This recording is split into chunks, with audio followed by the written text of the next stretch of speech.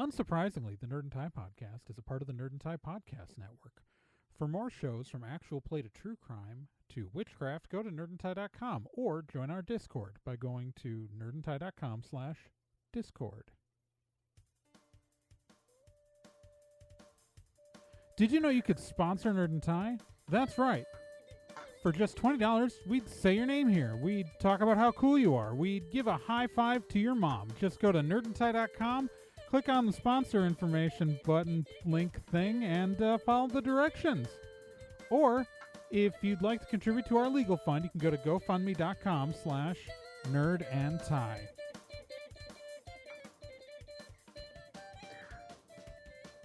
On this month's edition of Nerd and Tie, Utada Hikaru is out as non-binary. Godzilla and Loki have new TV shows that are streaming. And people are angry at Disney for all the wrong reasons again. All this in the Vomit Hat Steve Challenge on this month's Nerd and Tie. Woohoo! Oh yeah. We are live again for this month's dynamic installment of Nerd and Tie. It's going to be a fun one. Yeah, we're flying genless this month. We are tragically genless. Gen is fine. Gen is off in the wilderness. Apparently. Mm-hmm. But having some sort of life-changing adventure, I guess. But having been cut off by me, that's Nick Izumi, and I'm Trey Dorn. I jumped in on the intros there, but I don't care, man. It's all good. It's been a weird frickin' couple weeks. Yeah, it has been like the highs have been really high and the lows have been super low. Yeah, yeah. It's we're not going to talk about this episode really, but we can. I went up to the real world and saw a movie in a public setting for the first time since Star Wars. Wow. Yeah, because I hadn't the few movies that came out in 2020, I didn't see them in theaters, and so I saw Birds of Prey on demand, I saw Sonic on demand. So yeah, that was my. Krista and I went up to the drive-in movie theater that's about 45 minutes away from us and went and saw Fast 9, which is certainly a film. I got nothing. I still haven't been out to a theater since Birds of Prey. Yeah, it's been that long. The nice thing about a drive-in movie theater is that I can just close the windows and bubble away from everybody while still being there and having the communal movie experience.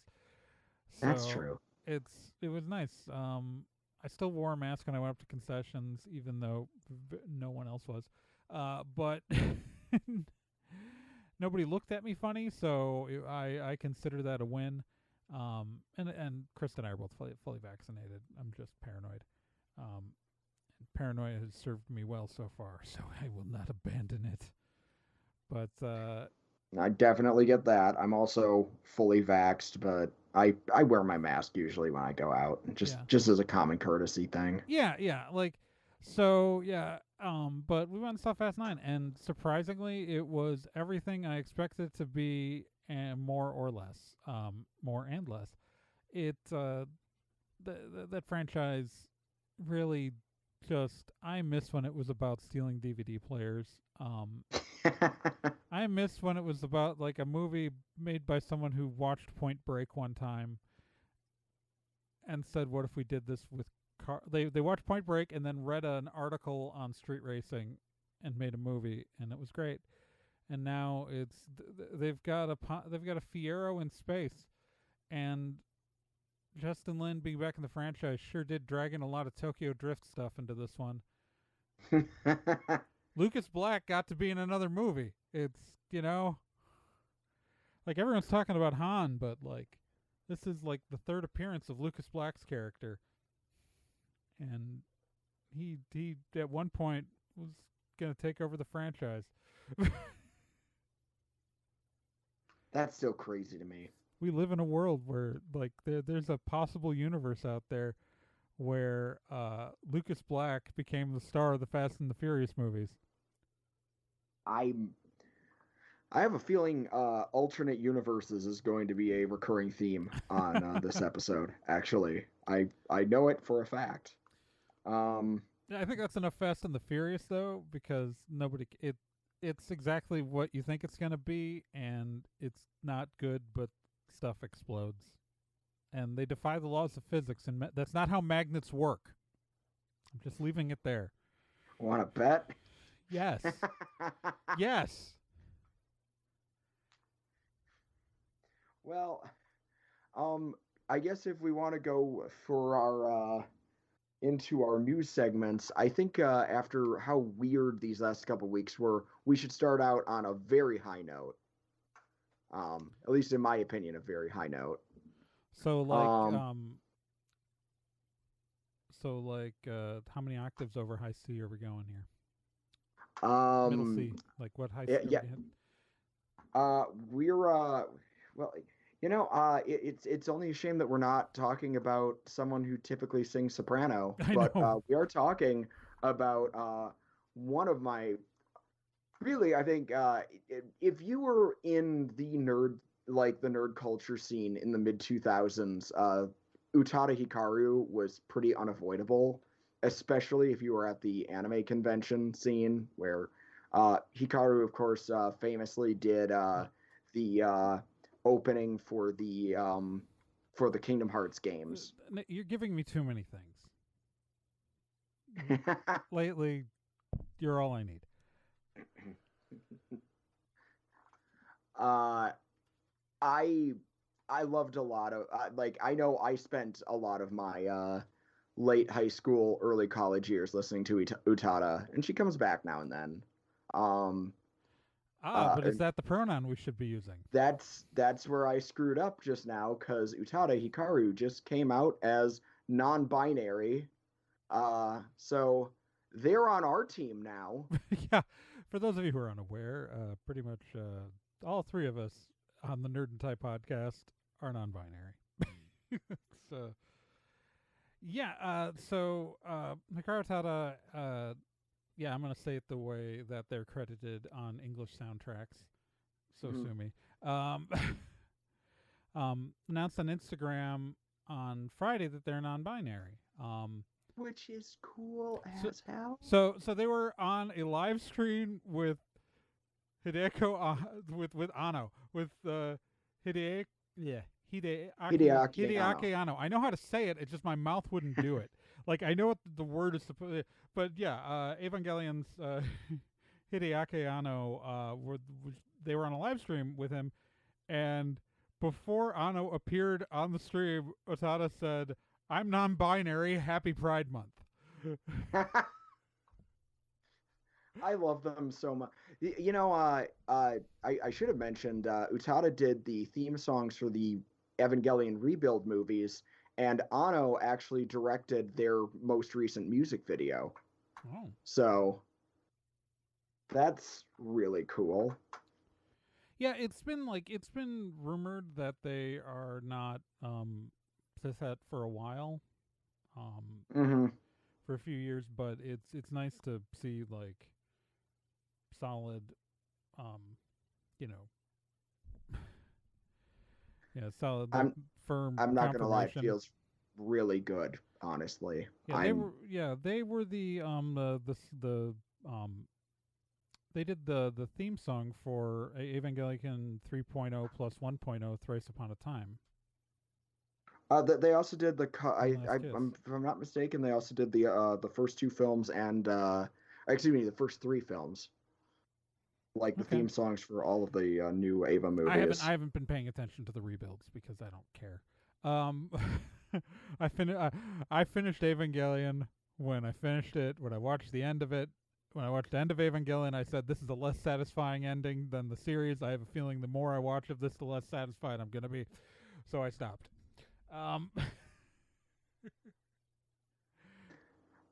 When the rebuilds happen, I'm like, I'm glad these animators are getting work. I'm gonna go watch something else. I'm still enjoying them. The third film was like more overtly homoerotic and dripping with techno babble, but That's right up your alley. I'm about to say that's basically That's the a show made for that's Nick about as Izumi. yeah, that's basically as close to catnip as it gets for me. Um,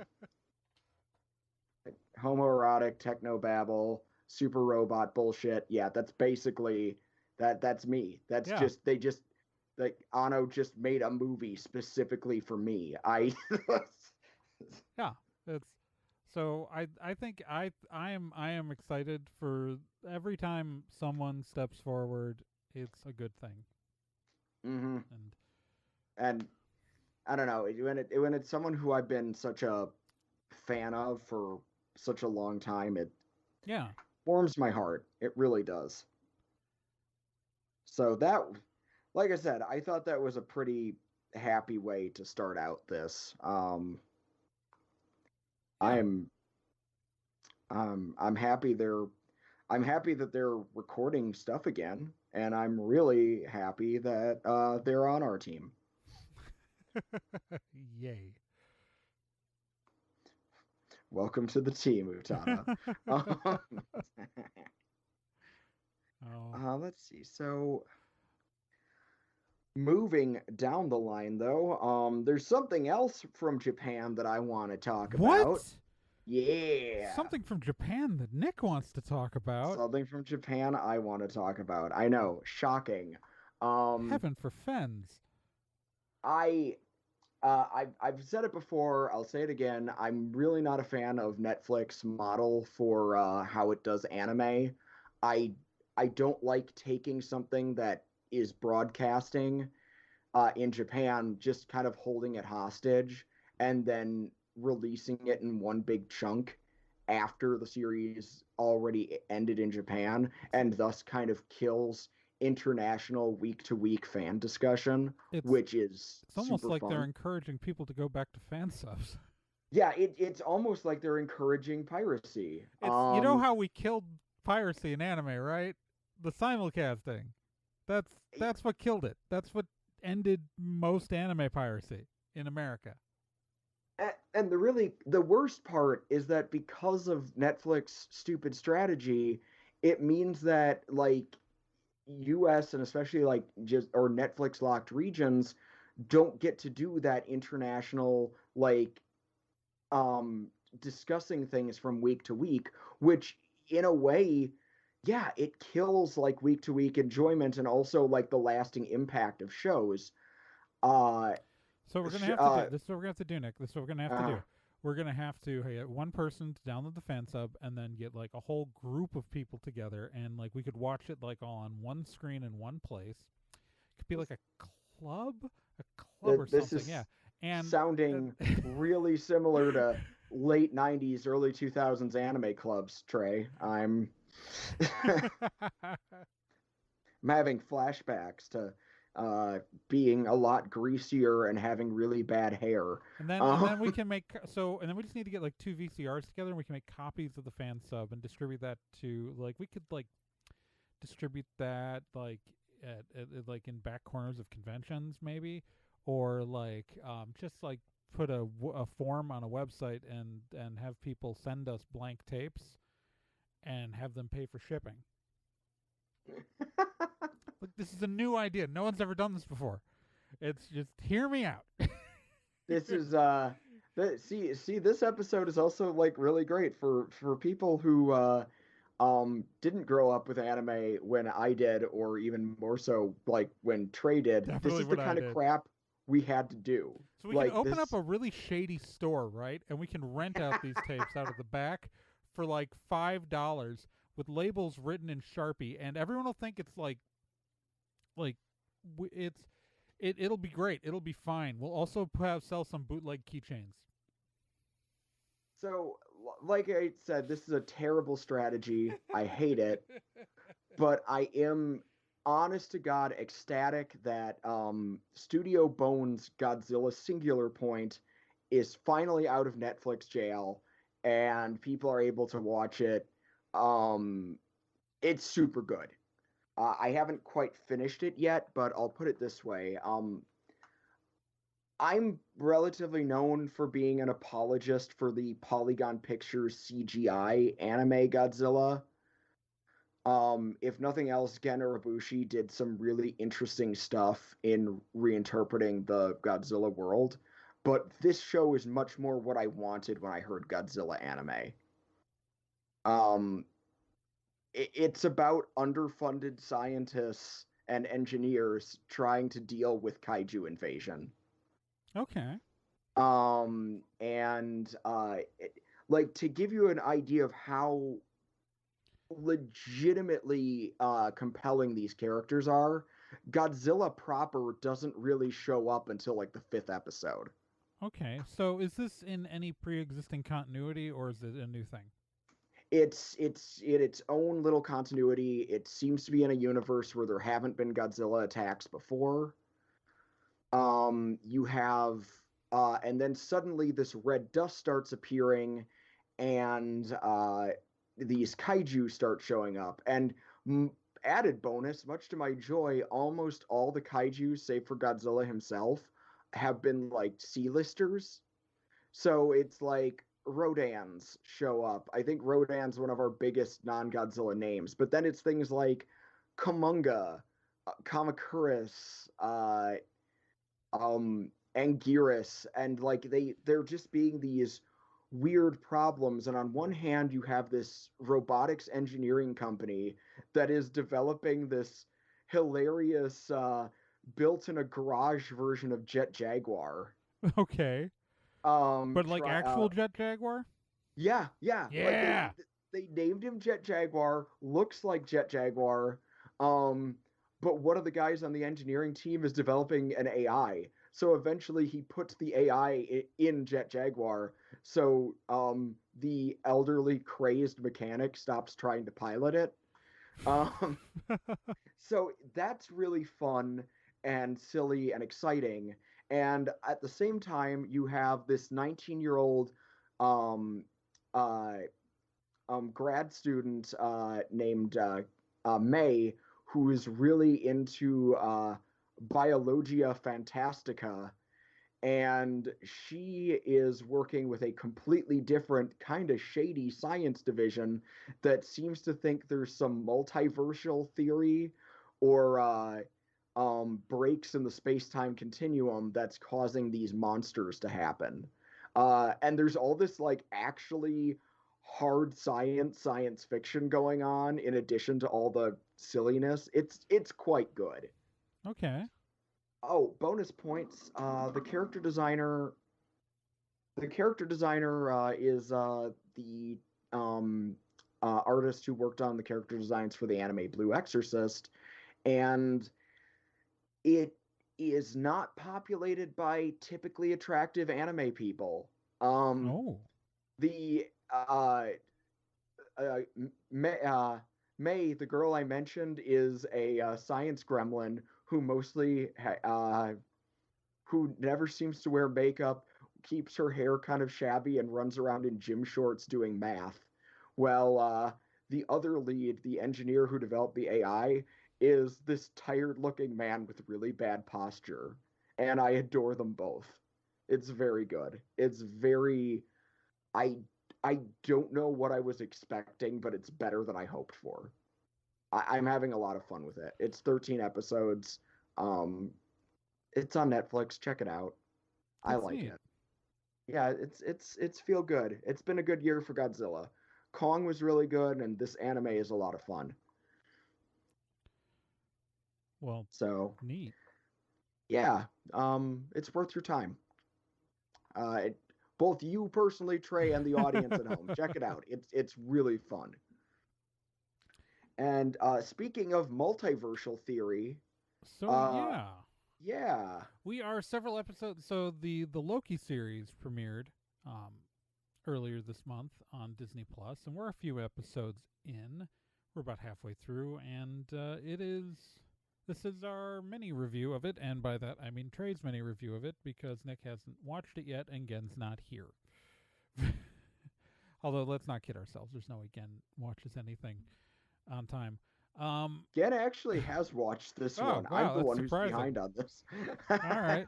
Well, So the Loki series is I'm going to keep this mild spoilers, but nothing major, obviously, because we are still only halfway through the season. So, and we'll probably reflect on how the season ends next month, depending on timing of when we record the episode, because, schedules get weird in the summer. I'll say that, so the basic premise for anyone who hasn't been paying attention is that the Loki we're following is the one from the alternate timeline in Endgame. Who escapes and then immediately gets dragged in by the TVA for being a variant and ruining the timeline. Although really, it's the Avengers who screwed up the timeline. He didn't do anything. But Loki is brought in as a variant, and the only reason he effectively doesn't get destroyed is because Mobius, Owen Wilson's character, is dealing with another variant Loki who's been jumping around the timeline causing havoc, and so he wants to recruit Tom Hiddleston, our main character Loki, to help to help defeat the other Loki. Okay, that tracks. Yeah. This seems like fun. I was pretty much on. I've never disliked Hiddleston's performance, and I like Owen Wilson a lot. Yeah. So Hiddleston, his character does get caught up on Loki's full timeline of what he was supposed to live through when Owen Wilson's Mobius shows him effectively the Marvel movies. They're literally puts on a projector and you see scenes from Marvel movies. It's beautiful. And so far it's been really, really excellent. The big thing is it's a minor spoiler to say that the Loki that they're following is a female Loki. Okay. Who is? It's really interesting what they're doing with Lady Loki. So they the version of Loki they're doing is kind of a combination of she's played by Sophia DiMartino, but the character is actually kind of a combination of Loki and the Sylvie version of Enchantress from the comics. Okay. So not the first Enchantress, Marvel Enchantress, but the second one, the one who was connected more to the Loki lore. But in this, it's just that Loki has started calling herself Sylvie, that she has moved beyond being Loki, is what she said. It might just be bullshit, but who knows? Yeah, I guess we'll see. I honestly thought it was really weird that Enchantress being an A-list Thor character. I thought it was kind of weird that they hadn't brought her in. Right. So this anyway. is how they're bringing her into the MCU, by making her a variant of Loki. Yeah, I dig that. Yeah. And they did canonically establish in the previous episode that both versions of Loki are bisexual. Beautiful. So, Marvel finally has a bisexual protagonist. It just took them being a former villain, apparently. Yeah, that's honestly the thing that I've heard about that, and that's something that's really it bothers me because let's be clear, we're introduced to this character with them trying to do a genocide. Well, let's not whitewash it. Was he trying to do a genocide in Thor? Yeah, his goal was to mess with the Bifrost to completely destroy the Frost Giants. It was targeted trying to get rid of a single race. Yeah, that's a genocide. Yeah, no, you're right. It's but yeah, it's the thing though is that in Thor: The Dark World and Ragnarok, we got a much more sympathetic Loki, who the character grew, and they the way they effectively fast forwarded through that character growth in this series is having him watch the previous stuff. He also gets humbled pretty hard at the TVA, pretty fast. Which okay, that makes me a bit more excited about this because that was kind of my that's one of my big hangups is that we met this character in the context of the first two movies he's in. He tries to do a genocide and then he kills more people than in 2 days than Jack the Ripper did in his entire career. Yeah. So it's like, Yeah. So I don't know. it's yeah. But the Sylvie character is really kind of fun because she's very believably a Loki. Right. But they've given her like enchantress powers. It's like her magic. She learned different magic than our main than our more the Tom Hiddleston Loki. We do also see like different like with the TVA they show images of different kinds of Loki, like one who's just like Tom Hiddleston but blue because like he apparently embraced his frost giantness, or like there was like this version that was like this huge hulking dude. Um, very fun stuff. It's so far like I can't really describe what's happening anymore without giving actual spoilers away. Um, but I'm it's looking forward to watching it though. yeah, it's It looks fun. so far I'm really enjoying it.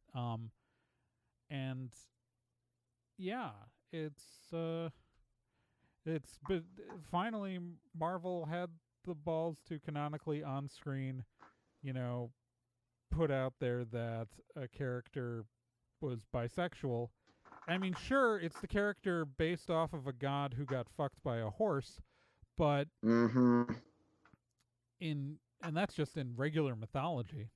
Uh-huh. Yeah, So that's just the regular it stuff. feels That's not even respectful to the source material to make sure, I because Loki's the most like out of the Norse pantheon. He's the most gender fluid, sexually fluid god there is. yeah, and again, I do love that. Yeah, I'm here for that. I do wish that it was that our first out character one wasn't, an extremely villainous villain. And two, I wish people from Marvel at the same time would stop bending over backwards to just remind me anytime they do a new Captain America thing. By the way, not gay. yeah, I he's bi. Anyways, I I'm yeah, you know what I mean though. Like no, at I know this what you it mean. is I did a post on Twitter about this, but I stand by it. Like whether Disney acknowledges it or not, James Buchanan Barnes, the MCU version of him in particular, has become a gay icon. Yeah, It I'm sorry, it's just it's a thing. Like the queer community really glommed onto Bucky, and frankly, rightfully so. And yeah, it's just so frustrating that it feels like people working for Marvel will bend over backwards right. to be like, no, no, no, you're wrong. Well, It's like, I mm, think it's gonna take time. It's like I mean, the Loki thing felt like a long coming though because like there was so much subtext in Ragnarok mm-hmm, that it like they that but Taika Waititi's hands were tied during that movie, and that so although here's the thing, this is my suspicion.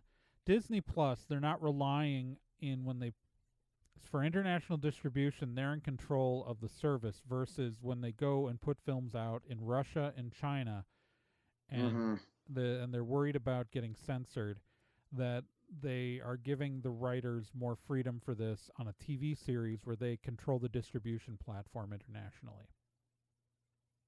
Mm-hmm. And I'm glad for that. Yeah. I'm gonna, Oh, it's all about money. It's yeah, 100% about money. It's money, money, money. It's go look at Alex Hirsch's Twitter.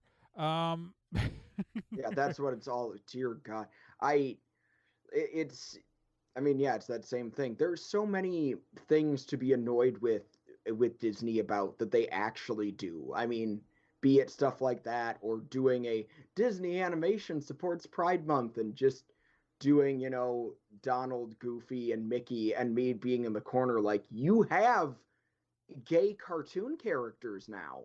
Like you're not gonna put you own you own lose an Amity Blight. Why would you not? Never mind.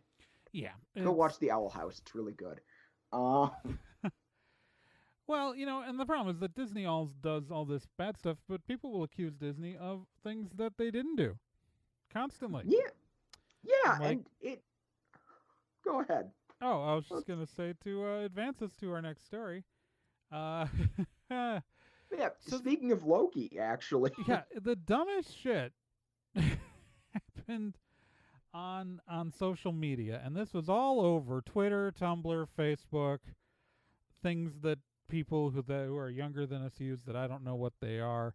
There was this weird thing going around, this petition of people like saying that Disney was trying to either trademark or claim copyright over the Norse gods, and it's just no one and everybody passed this around without looking any deeper into it, because they claim that they were trying to trademark Loki, the god.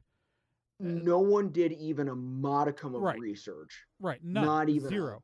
This made it on Daily Dot, and they did no research. Like, Daily Dot put out an article on this without doing a moment to dig deeper, and it just infuriated me. So what happened was that, like, earlier this month, so this whole thing that Disney was trying to claim all legal rights over Loki, the Norse god. Now, let's be very clear.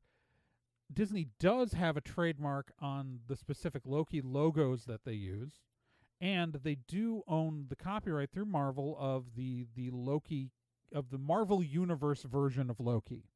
Yes, the specifically green costume, big gold horn helmet created by Jack Kirby one. Brother of Thor Loki, as not to be confused when in in mythology, where he's the blood brother of Odin. So not Thor's brother. Let's be really clear about that. And then there are shows like Ragnarok, which just confuse everything by making the reincarnation of Loki the brother of the reincarnation of Thor, but still the tradition. Okay. We don't need to talk about Ragnarok. It's a show that I watch. It's so. What happened was, so what is this one person who was selling a shirt on Redbubble, right? And it was it was a shirt with LOWKEY version of Loki on it, and it was titled Low Key Loki, right? And it was meant to be, and while the artist who made it claims he tried to make it a different colored text and a different font, it is a recreation of a shirt that Loki wears in the comics and was explicitly created to be a recreation of that shirt for cosplay. All right? Yep. So let's be very clear that this is not a situation where now, is it overreaching probably to say that this would have violated Marvel's copyright or trademarks in this particular situation? It might be. Yeah, there's probably argument to be made there. But they put Loki, Loki, in the search term, and it is specifically a recreation of, it is a reference to the Marvel character, all right? So what happened was that Redbubble monitors their own stuff to some degree, not always greatly, but not always most efficiently, but they do. And for certain rights holders, they are they are proactive. Like, so Redbubble saw the keyword, saw the item, and Redbubble, without any word from Disney, literally Disney did not even know that this shirt existed, let alone contact anyone. Redbubble took it down, saying it was too it's that Redbubble decided it was in violation of it and took it down. So the private company running this service took it down under the belief that it was a violation of Disney's intellectual property. And maybe I'm just, anytime I see people getting upset about this sort of thing, my BS detector just immediately goes off. The first thing I did was check Snopes.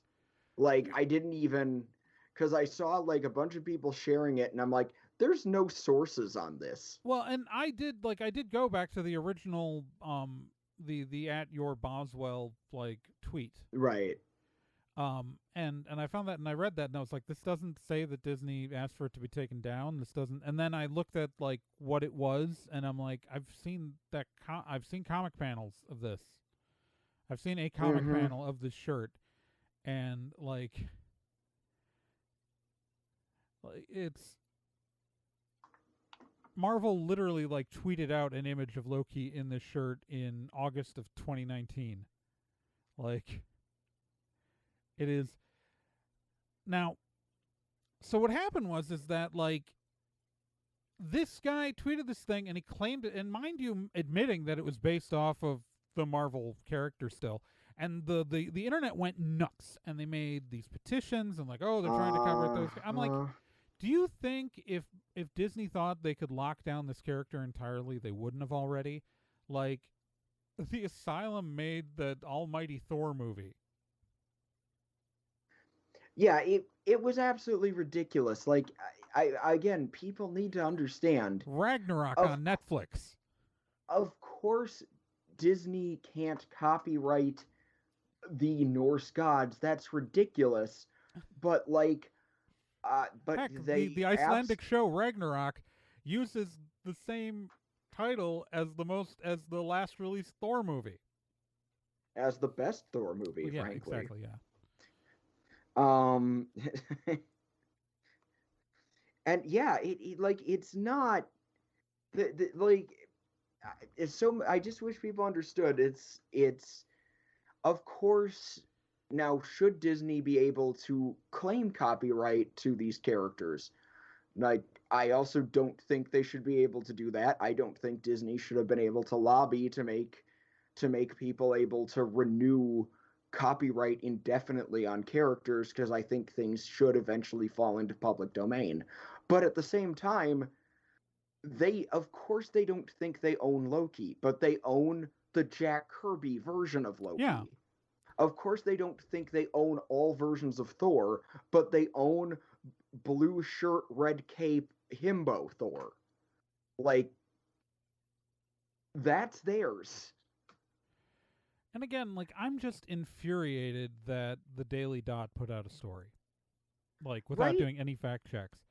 And like, that's the part that pisses me off the most. Like, I mainly saw it, like, I saw it passed around on Twitter and on my Facebook, and my first thing was like the second time I saw it, I was like, okay, my bullshit detector is going off. Like, the most isn't adding up. Yeah, like, Newsweek went out and confirmed that Disney said that they didn't order the takedown. And like, Daily Dot has gone and updated, like, no, the Daily Dot story is largely like still up. Like, it's,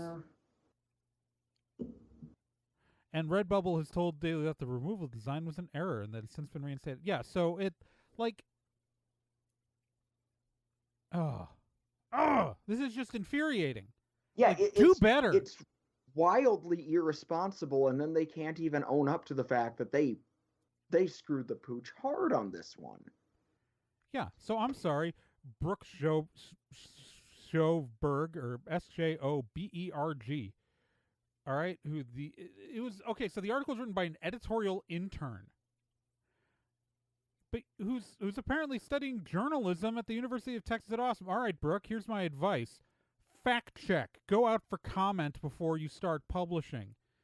Like,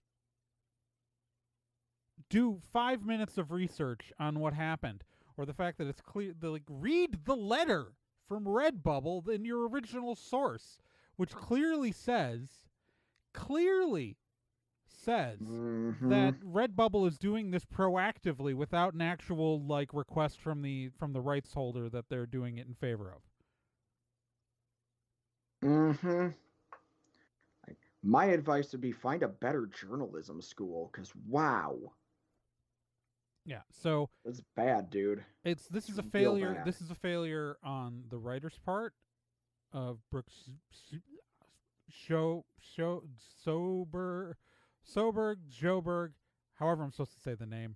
It's my brain wants to do things with my mouth I can't do when I say it. It's a failure on the writer's part for not properly researching an article before publishing. It is a failure of the Daily Dot's editorial team for having apparently no one monitoring about whether or not this was correctly researched. It is, and it's just like I'm mad at the petition, but I'm more angry at a supposed journalistic source. Like, no journalism was done here. I'm also a little bit mad at just people not even like that. No one. I shouldn't say that no one. Obviously, we did and other people did, but so many people didn't even do any legwork. It was just they saw what was an obviously dumb headline and just believed it. I'm gonna do a whole episode on this on BS Free Witchcraft in August. Okay, because excellent. This also really went around like the witchcraft and pagan communities, obviously, because it was an accusation regarding a Norse god. And, you know, if you want to pick two pantheons that are really popular, they are in American neo-paganism, they are the Norse pantheon and the Greek pantheon, which should have told people something, because Disney didn't go around claiming that they owned Hercules when they made a whole animated movie.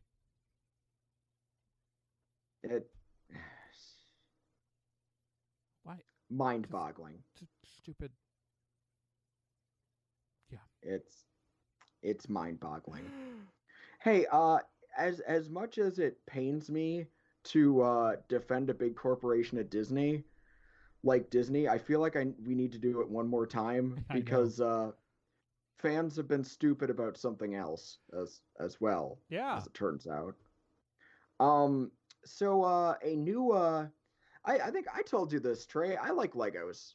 Like I like Lego blocks. I think they're fun. They are neat. I especially like as much as I really wish Lego would just go back to like doing like, you know, castles and knights and stuff.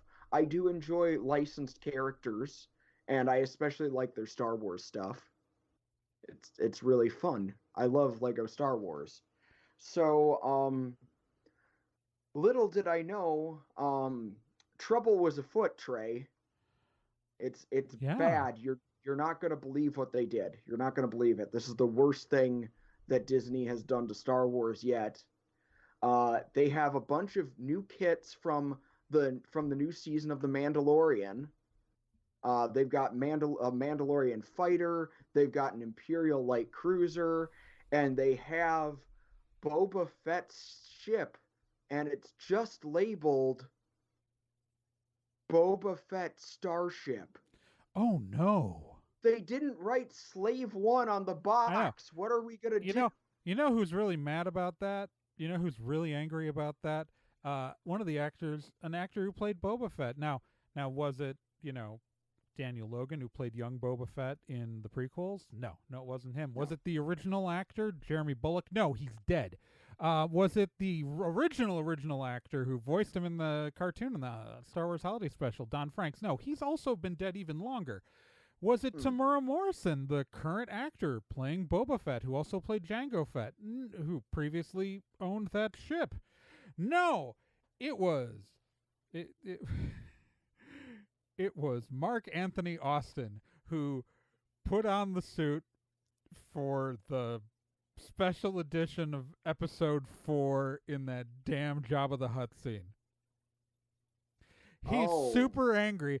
The Newsweek headline is great. Boba Fett actor outraged at Slave One ship rename. I'm like, is he though? Like, not. I was going to say, not even one of the Boba Fett actors that matter. I mean, not even the. I don't remember who played him in Clone Wars either. But by the way, definitely the Tamara Morrison and the Clone Wars ones definitely were more definitive versions of the character than this guy. Yeah, I think it might have been Tamara Morrison because he came back for a lot of stuff. He's pretty. I'm just saying, yeah. Like legend. Yeah. I don't think he played, because in Clone Wars there's teenage Boba Fett's around for a while, and he Oh, has like a really high voice. So I that don't. yeah. Oh, there's a chance that that might have been that. I think that was Daniel Logan. Oh, if they got him back, I I think shouldn't so. be surprised they got He's him got a back, because Clone he's Wars is got a a really credit good for the show. Clone Wars. So Okay, yeah. I haven't looked to see, but he is credited as having done voices on Clone Wars. So After um season one, it becomes amazing Star Wars storytelling. But yeah, yeah. that's yeah.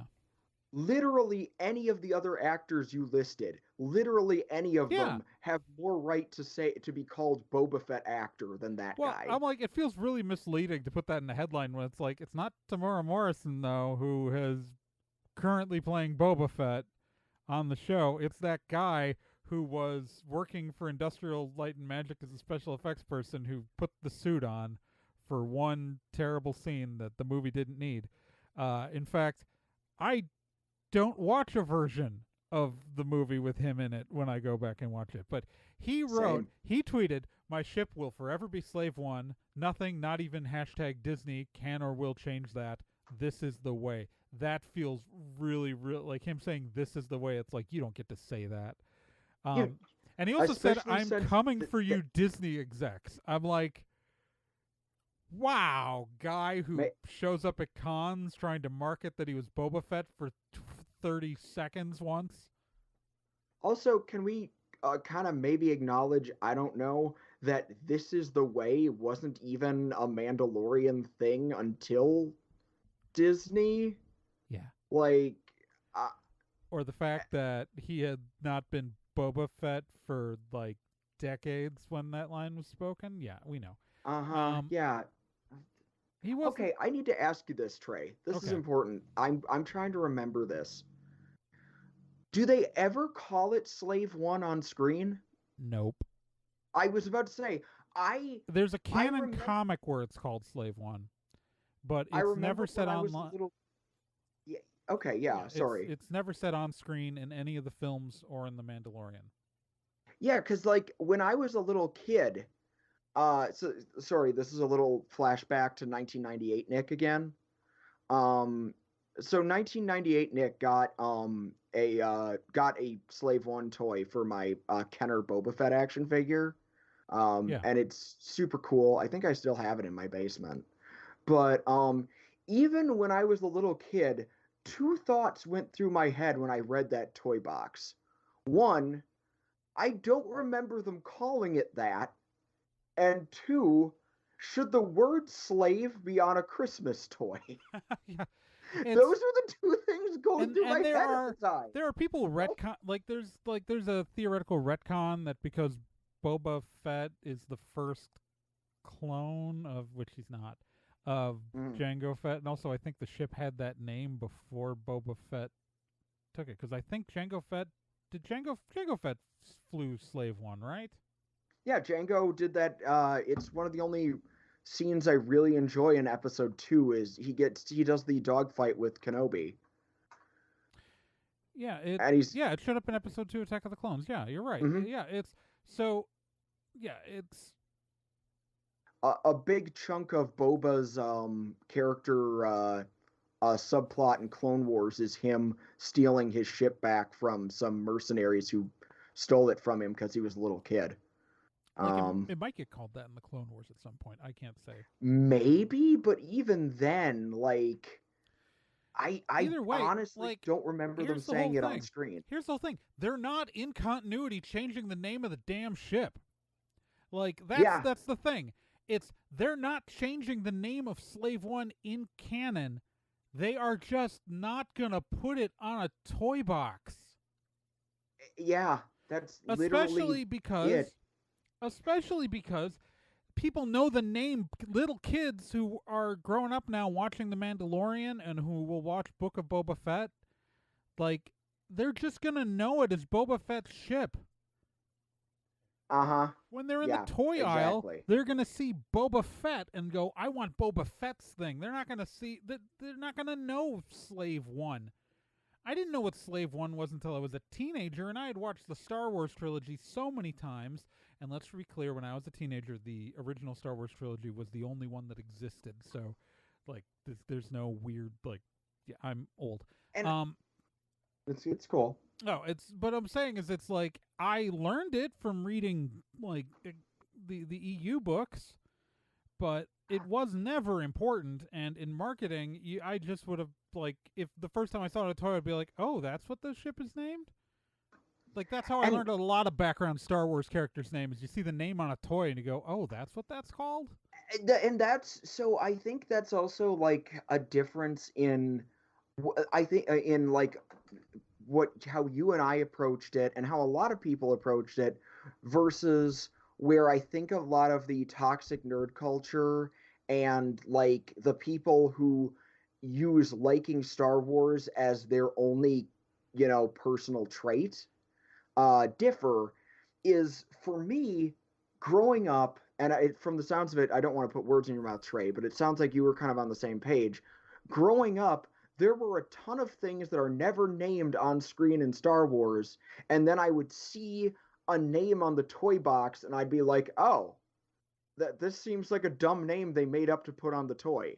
It was. Like even when I was and like even when I was 7 and 8 years old, that was my thought process. Was like, oh, they just needed to put a name on this box. Okay. Here's the thing of But why but this. for a lot of Yeah. people, that was canon. Like, and I'm not saying that is like in the normal fandom sense of canon, this is what actually happened in the story. I'm saying it in a very religious sense. This Yeah. is gospel canon for some people. Well, this is the thing. This is my thing. Like toxic nerd culture is always bad, right? Like I'm Mm, not saying that like this whole thing of like gatekeeping based on do you know X piece of trivia is good. It never has been. But it never but is. No. in minor defense is that you know 25 years ago if you were a pedantic nerd who like who knew trivial stuff, you had to work for that. Like you had to go dig up some source book or some like thing and like study closely and memorize that stuff. It's 2021. We all have access to Wikipedia on our phone, okay?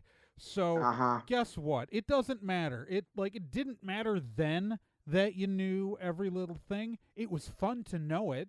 Like, yeah, I I look, I'm a big Star Wars fan, but I was always a bigger Star Trek fan, and I know the names of like all these classes of starship and all this stuff that I spent all the hours and hours and hours poring over.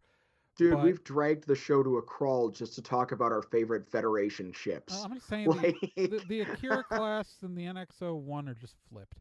Um, it's true. yeah, it's the like I have a detailed intimate knowledge of many different fandoms and I've enjoyed gaining that. It's not a it doesn't make me better than any other fan to know this stuff though.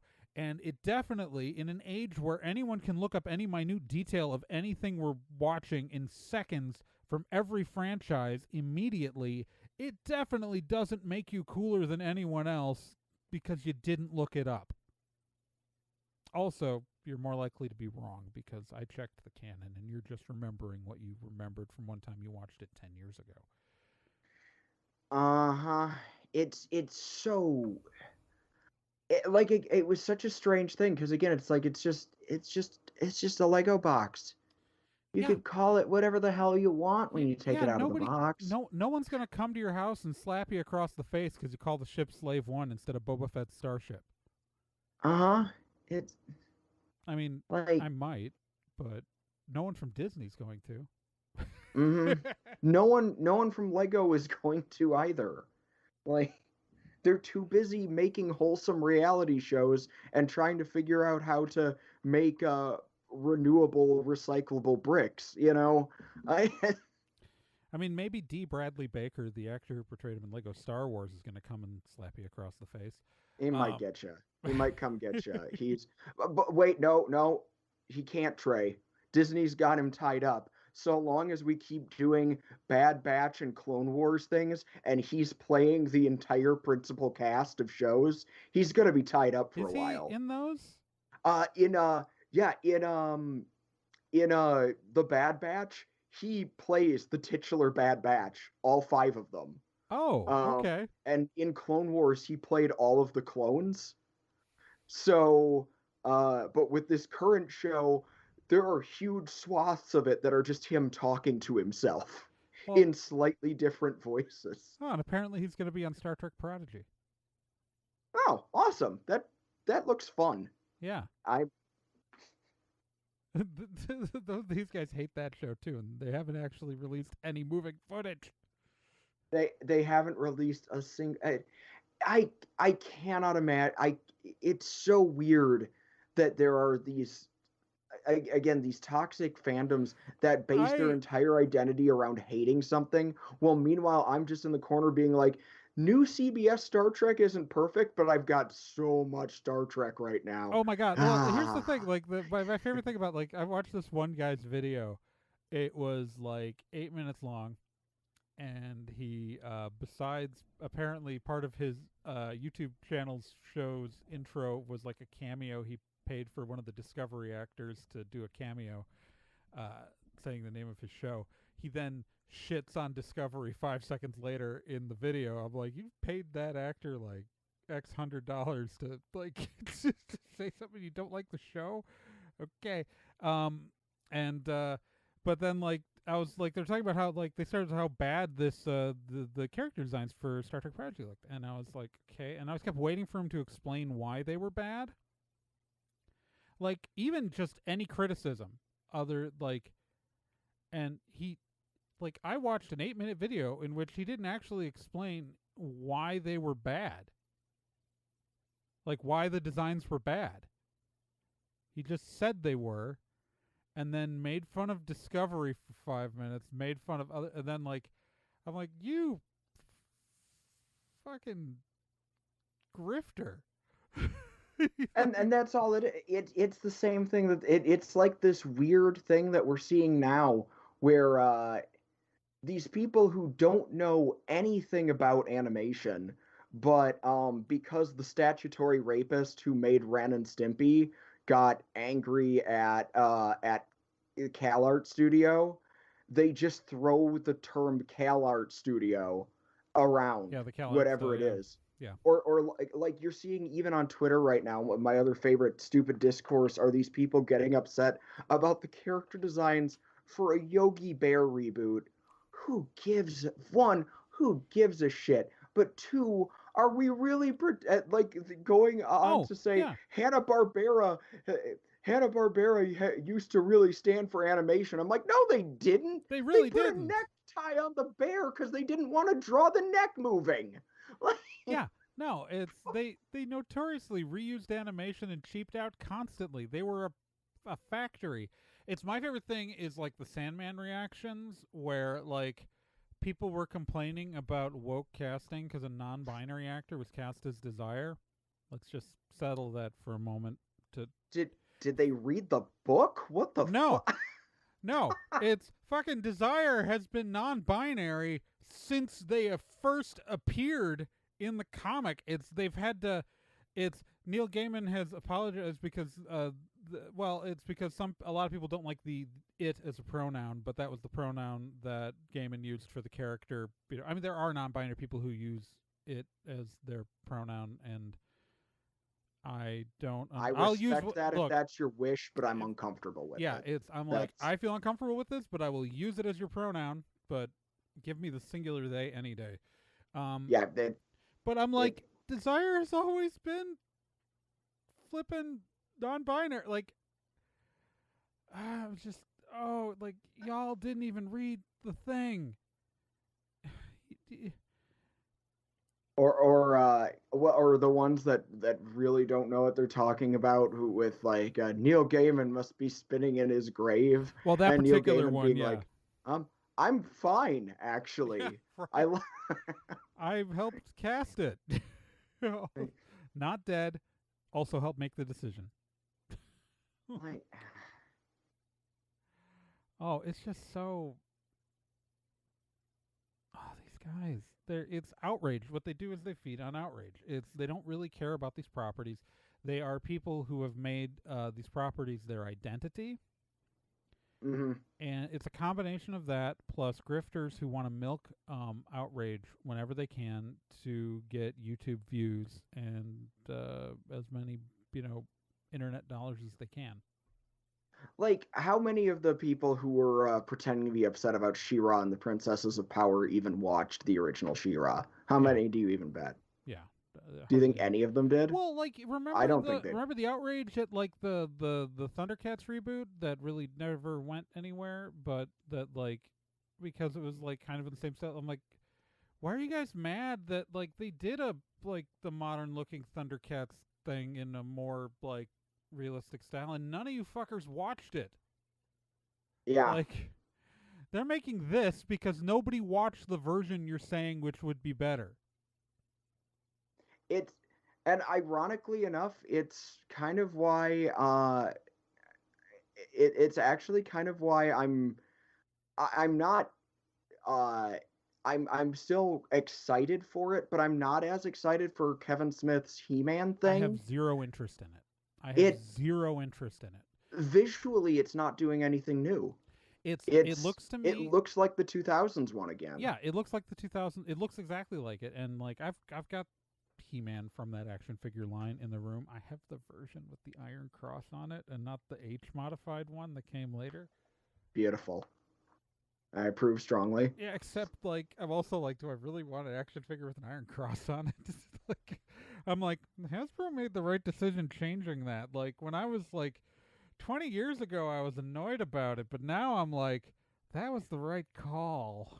I think Hasbro made the right call, but there is the subversive part of me likes the idea that another um albeit after the fact gay icon like He-Man stealing the Iron Cross Oh yeah. kind of that feels good. That feels real Oh good. yeah. But yeah, like it's just It. like I don't. She-Ra had a new style. It So tried to be a new thing, I and have. I just don't feel Yeah. that with the. I haven't finished Shira yet, but when I've It's watched really some of it. I've good. watched some of it. I've watched a It's chunk so of it, so and I good. like it a So lot. good. And the reason why I like it is because it feels modern and new, and like it's not the thing that I watched as a kid. It's something new with that idea. What this reboot of He-Man looks like to me is that somebody wanted to do like, well, and this is what they tried to do in 2002 also, which Mm-hmm. did not take off, which was take the concept of He-Man and just do it straight, as in like, well, what if He-Man was better written? Like, and I'll admit it's probably going to be a much better show than the original He-Man. Like, I have no doubt in my mind that this new Kevin Smith He-Man is going to be a much better He-Man than the 1980s He-Man I grew up with. Uh, there's no But doubt in that's my not mind hard to about that. do. But also I'm like, I'm not interested in watching Conan the Barbarian movies either. Like, it's you're not doing something like I've already seen this idea to two different levels of quality, right? Mm-hmm. I don't need it a third time, and I don't think it's going to be. And it here's the thing: the reason why She-Ra is great is because it said who was She-Ra's original audience, right? It was kids. So let's make a show that's accessible to the new generation of kids, with just enough Mm-hmm. nostalgia for their parents to watch with them, right? Or well, I guess actually it even skips a generation there for a lot of them. Yeah, It's it probably skips a but generation for a lot of them, but but yeah, this it's Kevin Smith He-Man looks like it's He-Man for the same people who grew up with He-Man, and I just don't think there are enough people who give a shit. uh, I I I think that you could demonstrably show that because like again, I can't speak for anybody. I only have the limited evidence I have, but even like let's not mince words. A lot of these 80s properties were out there to sell toys. We all know that. They 100% were. They're fairly 100%. transparent about it. Um if you go to a toy aisle at like your Target right now though, I guarantee you Star Wars shelf is going to be barren. Uh, the last couple lines of Transformers have been pretty baller, so like you usually see those shelves pretty empty. There are all these retro style He-Man and Skeletors. Every store I go to, they're packed to the gills with them. Yeah. it looks like no one's buying them because guess what? No one's fucking buying them. Yeah, well, here's the The thing: is the Star Wars people and who grew up with it Transformers. have it. Star Wars and Yeah. Transformers try to hit the same nostalgia button that He-Man would, but the difference is the Transformers and Star Wars. Star Wars really never went away, and Transformers never went away. Transformers has been constantly reiterating new franchises, new continuity, restarting constantly, adapting itself for the current age of children who are out there. Now, Mm-hmm. She-Ra was this huge gap in time, but was very successful because it adapted itself to the new generation. Voltron was very successful because it Because adapted it itself to the adapted new to a new. generation Yep. without holding itself to the baggage of being like Voltron. They tried to reboot, like, has been rebooted multiple times, right? Like there's the Yeah. CGI series, there's the animated series after that, and they kept trying to like hold on to old continuity. And Yeah. Each and every attempted Voltron reboot from the 90s was in direct continuity with a cartoon that none of the kids watching would have seen. yeah, and it's meanwhile, All of them. and then so like, but even with the parts where like they they had new characters, and so you wouldn't have to know the continuity. Like it was this, they were still like enslaved to the setting and the tone of the original series, where when they rebooted it and they started from scratch and they said, we're going to use these character names, we're going to use this as the basis, but we're going to go in our own thing, and we're going to build this story to the tone of what audiences would want now, what a new audience would enjoy. And that's why Voltron and She-Ra were good and ended up being very successful. And that's why this new Masters of the Universe I have zero interest in, though. Where the other But two, I was like, I'd like to watch this. This one, I'm like, yeah, exactly. Well, like She-Ra was, it took the parts that worked from the original and then did a heaping helping of Steven Universe and Avatar: The Last Airbender, which incidentally are both shows that are objectively better than the original She-Ra. yeah, I don't feel bad saying that. all right. We should probably wrap this up, though. Yeah, Um, that's the point is there's so many. It's the same. I want to wrap it up with this. The thing you see reactionary nerds doing is the same thing you're seeing reactionary conservatives do. They're looking for something to be angry about, and they're angry about it for reasons that, if you think about it for more than 30 seconds, don't make a lick of sense. yeah.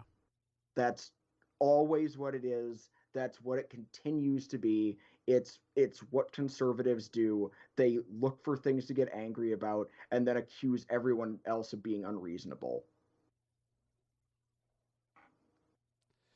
So yeah, with that, we should move on to the Vomit Head Steve challenge. Challenge. All right. So the Vomit Head Steve challenge is the part of the show where I pick up a book and I read a line from it, and the challenge to you, the listeners, to guess what book I am reading from.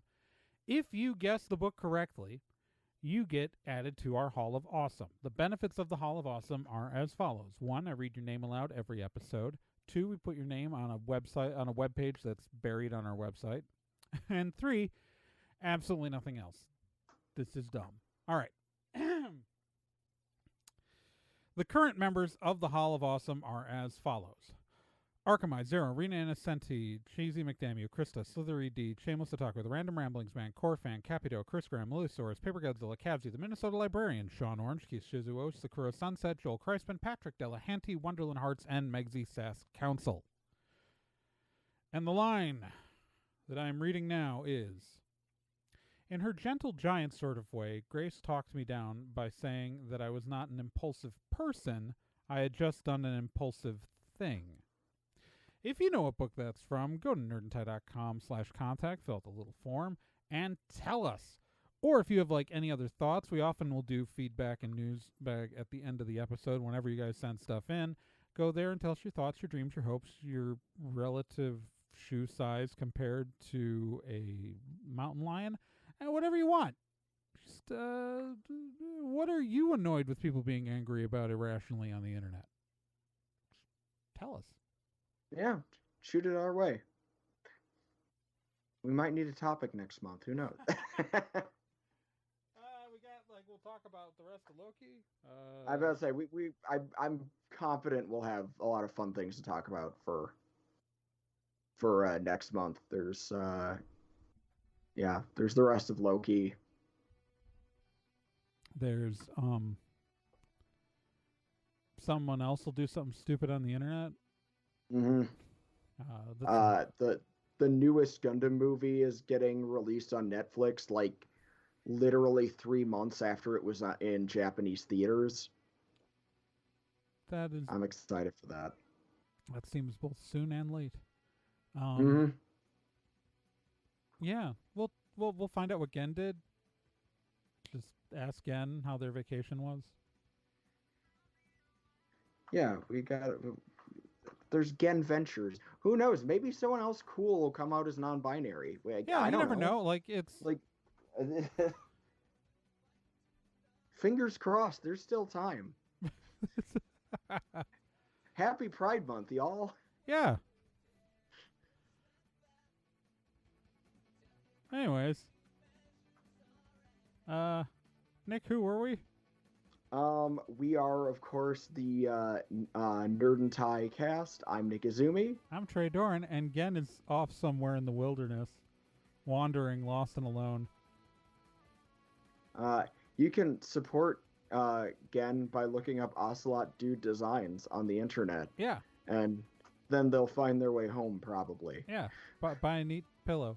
Also, you can support the show directly by sponsoring an episode, or you can support Nick. Nick and I both have Patreons.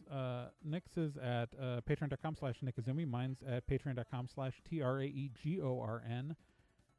And yeah, we are again a part of the Nerd and Tie podcast network. We got a lot of great shows. I mentioned BS for Witchcraft, a show I host. We're going to talk more about that Loki stuff in August. But besides that, looking forward to it. I've been listening to Let's Be Legendary lately, and it's really good. Just listen to Let's Be Legendary. It's a really fun show. And you can find more about that. It's an actual play show, D&D 5th edition, and you can find out more at nerdandtie.com/legendary. Remember, you can follow us on social media. We are on Twitter at Nerd and Tie. We are at Facebook at facebook.com/nerdandtie, and we're on Tumblr at nerdandtie.tumblr.com. Remember, you can subscribe to this podcast on all major podcatchers. If you're on Apple Podcasts, go rate and review us while you're there, because it helps us in the algorithm. And that would be really cool of you. And yeah, that'd be really great. I would like that. Yeah.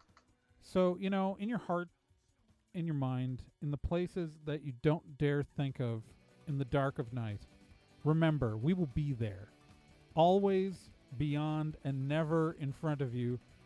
Always just slightly to the left of behind you, putting our hand on your shoulder at the most inopportune moment to give you support in a really inappropriate way.